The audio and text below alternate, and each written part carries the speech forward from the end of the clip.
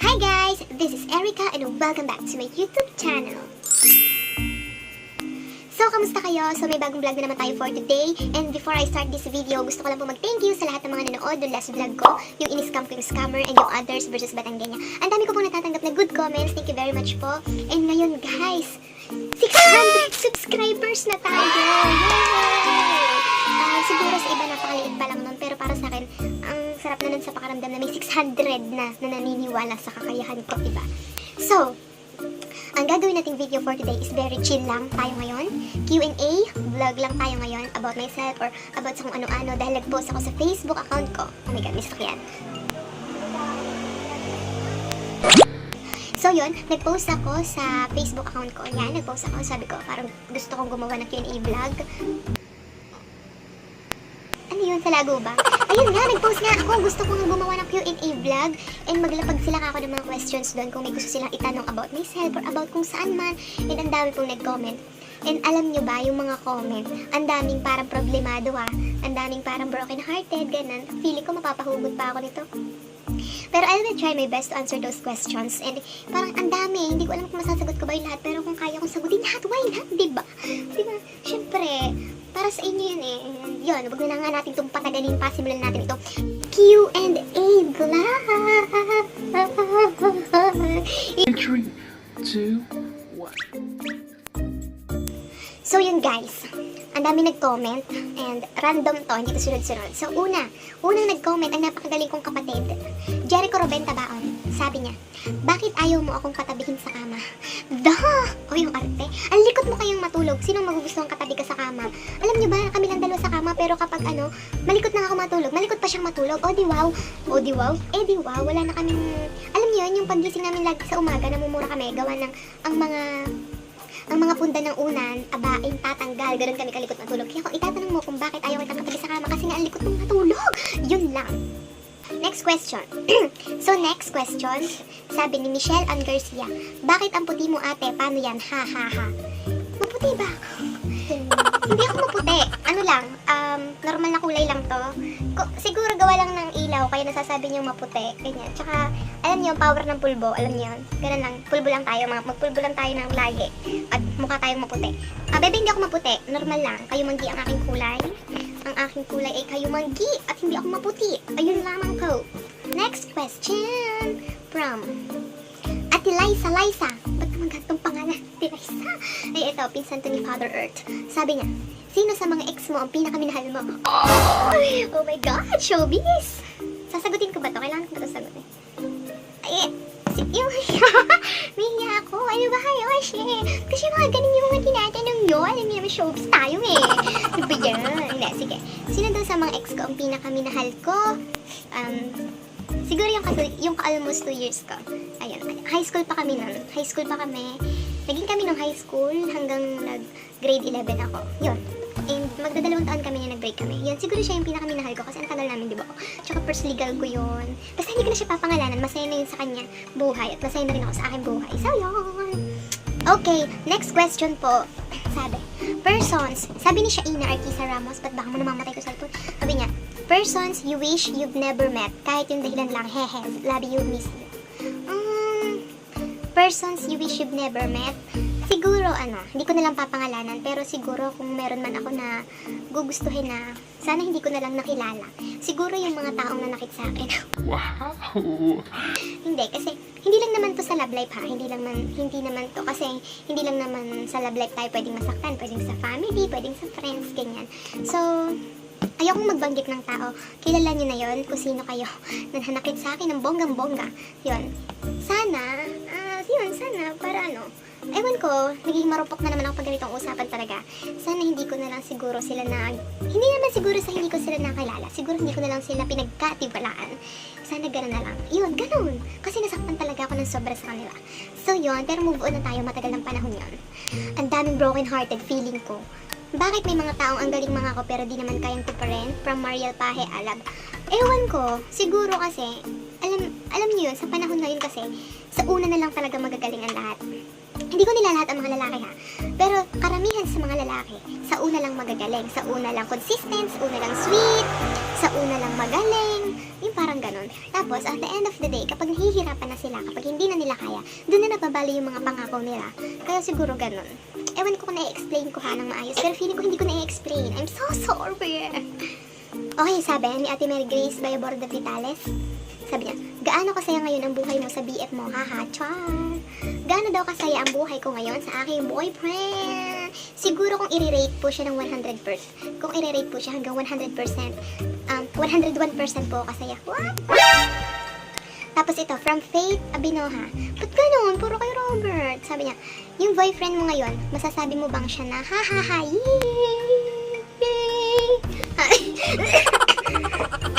excuse po. Yun, yung boyfriend mo ngayon, masasabi mo bang siya na? Siguro. Hindi, siguro siya na. Oo, para sa akin siya na. Kasi sa totoo lang, hindi dahil siya yung present ko Dahil iba siya sa lahat. What? Alien siya ganun. De joke lang.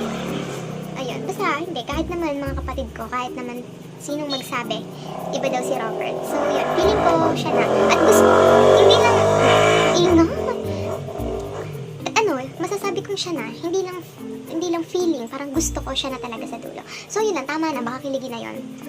Eto, next question natin. From Robert Bayborda. Palto, nagtanong din, sabi niya, kung mahihigit pa sa BF mo ngayon, sino siya at bakit? What? Kung mahihigit pa sa BF mo ngayon, sino siya at bakit? Sa tingin mo ba mahihigit pa sa'yo? De joke. Hindi na, tanga ka ba?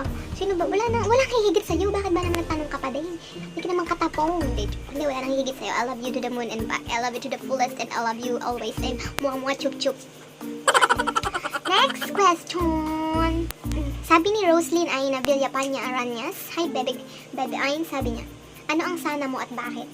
Ang sana ko, sana mas marami pa akong mapasayang tao kaya ng ginagawa ko ngayon.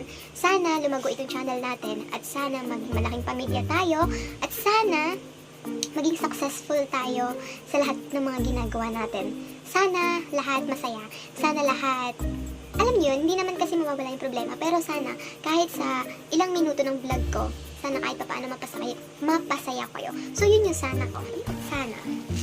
Sabi ni Regella, bakit may mga lalaki na pa-victim sa mata ng iba kahit sila naman yung nanakit? Tapos sabi naman ni Jutay, ni Marjorie, sabi niya, bakit ang daming pa-victim na lalaki? So yun, iisahin kong sagot na lang. Bakit daw ang daming pa-victim na lalaki kahit na sila naman yung nanakit? Siguro, kaya ganun sila. They put the blame on others. Tama bang? Bakit pa kasi ako nag-i-English? Basta ganun, inililipat nila yung sisi sa iba para hindi sila yung lumabas na masama. Di ba parang ganun? Siguro dahil takot silang ma-judge kasi nga ang dami na ngayon judgmental na tao na ganyan. Tapos alam mo yun, to get sympathy. Parang ganun yung nakikita ko. Parang makuha nila yung simpatsya ng tao na ganyan. O kaya naman, pwedeng, kaya ang daming pag-victim na lalaki para takpan nila yung mga pagkakamali talaga nila na ginawa talaga nila. Di ba parang ganun lang? Kaya, payo ko lang sa inyo. Hayaan nyo na sila. Alam nyo, may oras din sila ganun. Hindi sa lahat ng oras nasa kanila ang huling halakhak. Tandaan yan. Huwag niyong kakalimutan na babae tayo at hindi babae lang. Lagi ko sinasabi yan sa inyo. Okay, next question. Uy, sorry talaga. Hindi ko talaga alam kung na-explain ko ng maayos. Okay. Ito, sabi na ba ni... Ano bang pronunciation dito? Cyril Shane Pulido yata. Sabi niya, ano pong feeling ng may jowa? Ano feeling ng may jowa? Ano? Feeling may jowa. Masaya. Siyempre masaya kasi, meron kang katuwang sa buhay, ganun.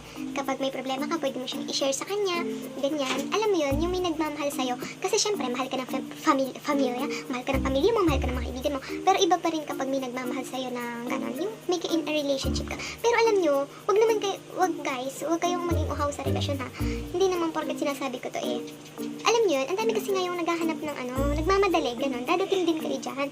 Kung wala kayong boyfriend, girlfriend, dadating din tayo dyan. Huwag kayong magmadali. So yan, masarap. Masarap naman yung feeling na may jowa. Kasi iisa na kayo ganun. Kung anong, alam nyo yun, yung parang, nag-bind together, ganun. Parang ganun. Alam niyo, ang hirap ko talaga. Parang nagsisisi akong gumawa ako ng Q&A. Hindi ko masagot yung mga tanong. Ang hirap kasi, akala ko madali lang sagutin. Basta masarap ang may jowa. Pero, hindi required ang may jowa. Just wait for the right time kasi dadating yan. Huwag yung madalian kasi pag minamadali, lalong alam niyo, palyado. Ganyan, kaya huwag nang magmamadali. Dadating din tayo, din kayo dyan. Okay? Okay, next question. Sabi, paano ma-achieve yung clear skin? Sabi ni Micaela din niya. Paano daw ma-achieve ang clear skin? Hindi ko alam kung tamang tinanong sa akin yun. Kasi hindi naman ako clear skin. Hindi po ako, Micaela, hindi ako clear skin. Hindi ko alam kung paano ako sasagutin. Tingnan mo nga, kitang-kita mo may tigawan ako dyan. Tsaka dyan, hindi po ako clear skin. Hindi ko po alam kung paano ma-achieve ang clear skin. Pero, di ba may, ang masasabi ko lang, kung paano nabawasan ang pimples ko, yun, ganun lang. Pero hindi po clear skin. Bebe, ginamit ko kalamansi lang. Nagbabad lang ako every night ng kalamansi sa aking face. Tapos bago tuwing umaga ko lang siya binabalaban. Ganun lang, pero hindi po ako clear skin. Siguro gawa lang ng ilaw kasi napakaliwanag dito. Pero hindi po ako clear skin. Ang dami ko pong tingawat. Ayan po. May tingawat po ako. Okay, so yun. So yun guys, next question from Frida May Rubion. Sabi niya, bakit daw, bakit mahal pa rin natin yung isang tao kahit tayo ay hindi na niya mahal? Siguro dahil iniintay pa rin natin siyang bumalik. Mapayantik! Siguro kasi iniintay pa rin natin siyang bumalik kahit alam natin hindi na pwede. Ganun. Hindi. Alam mo kasi, di ba hindi naman kasi pare-parehas tayo ng way ng pagmamahal. Pwedeng mahal na, di ba kaya nga merong na sinasabing one-sided love, di ba? Mahal natin siya, pero hindi tayo mahal, ganyan. Ang likot nyo, nagagalaw yung camera. So yun nga, yung, di ba may tinatawag ng one-sided love, yung mahal natin to, pero hindi tayo mahal, di ba ganon? So siguro, hindi naman kasi ganun kadaling mag-fade away ang feelings. Alam niyo naman yon. Hindi naman porket pagtulog nyo ngayon, tapos isipin nyo, ayaw nyo na siya sa kanya, ayaw nyo na sa tao yun, tapos pagising nyo, okay na. Di ba hindi naman ganun? So, feeling ko, kasi sobrang mahal natin eh. Kahit na hindi na tayo yung mahal pa rin natin kasi para sa'yo, alam mo yun, kasi umaasa ka na baka pwede pa, na baka pwede pang isalba, na baka pwede may second chance pa, third chance, fourth chance, o baka umaasa ka pa na maibalik yung dati, di ba, kahit malabo na. So yun nga, kasi lalo na kung napakalalim ng pinagsamahan niyo yung ang dami niyong memories, ang hirap lumimot, alam niyo yun, ang hirap makalimot. Kaya siguro kahit alam mo hindi ka na niya mahal, patuloy mo pa rin siyang minamahal kasi once in your life or ilang beses sa buhay mo na pinasaya ka niya, na pinaramdam niya sa'yo yung mga bagay na hindi mo pa nararamdaman, kaya siguro ganon. Pero move on, it is the best way to be happy again and again and again. So next question from Irish Nicole Balani Maningat. Sabi niya, paano po mag-move on? Mag-move on? Kanino ka ba mag-move on? Sa brother ko ba? Joking! So paano ba mag-move on? Siguro para sa akin paano mag-move on? Number 1, feel the pain. Tanggapin mo, namnamin mo, lahat ng sakit na ipinaramdam sa'yo. Lahat ng masasakit na salita. Huwag niyong galawin yung camera. Lahat ng masasakit na salita, lahat ng mga masasakit na ginawa, lahat ng sakit, namnamin nyo. Alam niyo yun, yung kumbaga sa ulan, umuulan ng sakit. Kuhanin nyo lahat ng sambutin nyo, lahat ng sakit, ganun. Namnamin nyo. Alam niyo kung bakit? Kasi para isang sakitan na lang. Para isang araw ka lang iiyak, isang gabi ka lang iiyak, ganun. Or kaya kung hindi kaya ng isang araw, isang linggo, isang buwan. Namnamin. Yun lang, namnamin. Feel the pain. Namnamin mo lahat ng sakit. And after nun, acceptance. Acceptance po. Learn to accept it. Learn to accept na hindi na ikaw ang mahal. Learn to accept na hindi ka niya na gusto. Learn to accept na hindi pa na kayo hanggang dulo. Ganon, acceptance. Kasi hindi lahat ng bagay na gusto nyo maipipilit. Hindi lahat ng mahal nyo paglalaban kayo hanggang dulo. At hindi lahat ng relasyon nagtatagal. Dahil hindi lahat ng pangako natutupad. So yun, acceptance. Feel the pain, acceptance, and let go. Let go. Let go of the feelings na ipon mo para sa taong yun. Kasi alam mo, know your worth. Babae ka, yun, deserve mong mahalin. Deserve kang magmahal, deserve mong mahalin, ganun. So yun guys, so yun, feel the pain, acceptance, and let go. So yun lang. Tapos ipag-pray mo lang kasi he-heal ka ni God. So next question from Francis Baon. Pinsanity. Sabi niya, bakit ang hilig mong iwan ng mga babae? What? So yung piling ko may pinagdadaanan talaga to. Alam mo, so ganito babae kasi ako. So explain ko. I'll try my best para ma-explain na maayos sa inyo. So, bakit daw hilig mong iwan ng mga babae? May dalawang dahilan lang yan kung bakit nang iwan ng mga babae. una, may iba na. And pangalawa, pagod na siya. Okay? So, explain ko yung iba na. Naiiwan ng mga babae pag may iba na. Kapag nakahanap na sila ng iba, ayun. O kaya rebound lang. O diba, yung akala ng babae nakamove on na siya sa ex niya, kaya nakipagrelasyon na siya sa'yo. Pero hindi pala siya nakakamove on. Kaya yun, pwedeng gawing, kaya ka iniwan kasi rebound ka lang, ganon. Tapos, may mga babae naman na naiiwan kasi pagod na sila. Guys, alam nyo ba, hindi porket sumuko ang mga babae. Ganun lang kadali yun. It takes time, it takes a lot of effort, no? Ang dami naming pinag-iisipan bago namin gawin yung mga ganong bagay. Ganon. Kasi, alam mo, ang dami ko kasing nababasa na, alam niyo yun, na parang ang sama-sama ng mga babae nang iiwan. Parang ang sama-samang tingnan. Parang alam niyo yun, ginajudge yung mga babae na nang iiwan. Bakit guys? Malibang isalba yung sarili mo sa maling tao? Maliban na isalba mo yung self mo, maliban na piliin mo naman yung sarili mo, maliban na mahalin mo naman yung sarili mo. Kasi may mga times na, alam mo yun, yung tinutulungan mo siyang umahon, pero ikaw yung lumulubog. May mga ganong times. Kaya alam nyo, kapag iniwan kayo, mag-isip-isip din kayo kung bakit. Kasi alam nyo, hindi naman kayo iiwan kung nang walang dahilan, di ba? Baka kasi nasa inyo rin yung pagkukulang. Baka kasi nakakasakit kayo. Baka kasi imbis na maging masaya yung relationship niyo, puro pain. Baka kasi nagloloko kayo, di ba? Ganun lang naman. So marami namang dahilan kung bakit nang-iiwan ng mga babae. Hindi naman pare-pare sa mga babae. May mga babae mag-i-stay, may mga babae naman nang iiwan talaga kasi naghahanap lang ng rebound. Tapos may mga babae lang din naman nang iiwan kasi pagod na sila at gusto na nilang mahanap yung true happiness, di ba? Na hinahanap-hanap nila. Okay, next question. Ang haba nun. To, from Lawrence De Laganzo. Katawa. Sabi niya, decision na hanggang ngayon pinagsisisihan mo. Ano bang desisyon ang pinagsisisihan ko? Pinagsisisihan ko, ikinuha ko ng hulugang cellphone ng ex ko. Hindi, joke lang. Ayoko nang pag-usapan yun. Basta yun na yun. Okay, next question na tayo. Sabi niya, second to the last na siguro to. Ay, hindi, third to the last. Sabi niya, minahal mo ba? Oh my God! From Ren Noble. Sabi niya, minahal mo ba si... minahal mo ba si...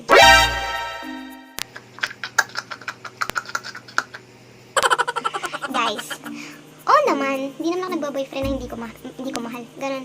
So yun, minahal ko siya. So yun, tapos na. Okay, next question. Sabi, oh my God, nakaka-intriga naman to. Sabi, from Ate Gracia Diaz, ready ka na bang mag-asawa? Nakikinig yung mga kapatid ko. So, kung ready na daw po ako mag-asawa, my answer is no. Hindi pa po ako ready. Napakabata ko pa po para dyan. Magta-20 lang po ako this year and parang wala pa sa isip ko mag-asawa. Tsaka hindi ko pa po talaga bet mag-asawa. I want to enjoy my kadalagahan, yung pag-alagala lang, diba? Yung mga hangout lang, ganyan lang. Kasi diba napakalaking responsibilidad na kapag nag-asawa ka ganun. And yan, hindi pa po ako ready mag-asawa. Alam po ni Robert yan. So yun. Ito, last na siguro to. Sabi ni Mariel Ann Eleponga Mercado. Ito kabog yung tanong hindi ko alam kung sasagot ko to. Sabi niya, what is the essence of being a YouTube? What? Ano pa? Ha? What is the essence of being a YouTube vlogger? Ay, kabog. Ano ba yung essence? Ano ba? Ibig sabihin ng essence? Ano ba ibig sabihin ng essence? Ba't kasi English? So yun, essence of being a YouTube vlogger. So, siguro ang kahalagahan nun para sa akin is may impact na sa akin, tas may impact pa sa viewer ko. Kasi ginagawa ko to. Alam niyo yun, ginagawa ko siya. Parang kasing dream ko na din to. Alam niyo ba, pangarap kong humarap talaga sa camera. Pangarap ko maging artista. Alam niyo yun, ang taas ng pangarap ko kahit mukhang baliw. Pangarap ko maging editor, pangarap ko maging director. Alam niyo yun, kasi tungkol sa media. Pangarap ko yun. And it's parang ito yung way ko. Yun yung way ko, parang kahit pa paano, nagagawa ko na yung dream ko, yung mga dreams ko. Parang sa vlog na to, sa pagbablog na to, dito ko na ipapakita yung passion ko, diba? Kasi talaga, sobrang hilig kong mag-video, sobrang hilig kong mag-edit. Sa mga nakakakilala sa akin talaga, pag may filmmaking sa school, doon ako tuwang-tuwa kahit na ayaw nila kasi stressful, kahit na nahihirapan sila. Ewan ko, tuwang-tuwa ako pag... Oh my God, nahulog yung cellphone! May salagubang! So yun nga, oh my God. So yun nga, so yun nga. Tapos, edi may impact na sa akin kasi nag-enjoy ako sa ginagawa ko. Tapos may impact pa rin, may impact syempre. Ang dami sa lagubang, parang natatakot na ako. So yun nga, may impact na rin sa inyo kasi napapasaya ko kayo sa simpleng video ko, sa 12 minutes video ko or sa 10 minutes or sa 15 minutes video ko, napapasaya ko kayo. Ang dami kong napapasaya, kaya sobrang sarap sa heart, sobrang sarap sa pakiramdam tong ginagawa kong to. And, ewan ko, sobrang saya ko. Alam niyo ba na feeling ko, ito siguro yung para sa akin. Kasi bukod sa nag-e-enjoy talaga ako. Ewan ko, alam niyo, yung kahit pagod ako, magbablog pa rin ako, ganun. Kahit na may ginagawa ako, i-edit ko pa din yung vlog. Parang ganun. Basta pag gusto mo talaga yung ginagawa mo, di ba? Go. So yun, parang nakikita ko, ganun. Parang yun essence sa tingin YouTube vlogger, siguro yun nga, napapasaya ko kayo, marami ako napapasaya. Ewan ko kung may nai-inspire. Siguro wala naman ako nai-inspire kasi mga kalokohan lang naman itong nabablog ko. Pero yung mapasaya ko kayo, yung kahit ilang segundong mapangiti ko kayo, sobrang sayang ko na. Kaya yun, alam niyo ba, hindi ako titigil hanggat hindi dumadami yung mapapasaya ko. Gusto ko marami akong mapasaya kasi ang dami-dami ng problema ng ating mundong ginagalawan, and gusto ko kahit ilang segundo, ilang minuto, kahit paano mapangiti ko kayo. So yun lang mga best. So yun lang, haba-haba na ng vlog na to. Congratulations po sa mga umabot hanggang dito. Tatapusin ko na po itong vlog ko na ito. Babawi na lang po ako sa next vlog ko sa mga shoutouts. So yun lang, hanggang dito na lang. Thank you very much for watching. Kung bago ka pala sa akin channel, hit like and subscribe mo na yan. And don't forget to click the notification bell para ma-notify ka every time na may bago akong video. So yun lang. Sana kahit paano may kwenta tong vlog na to kasi hindi ko alam kung nasagot ko na maayos yung mga tanong nyo. Dahil akala ko ang dali lang sagutin. So yun, wala na. Hindi na ako nagawa ng script kung paano ko siya sasagutin. Binasa ko na lang tapos yung answer na. Akala ko ang dali lang pero ang hirapan ako sagutin mga best. So yun, pasensya na yun ang nakayanan ko. So yun lang. See you on my next vlog. Ay, bigal ako ng bigal talaga.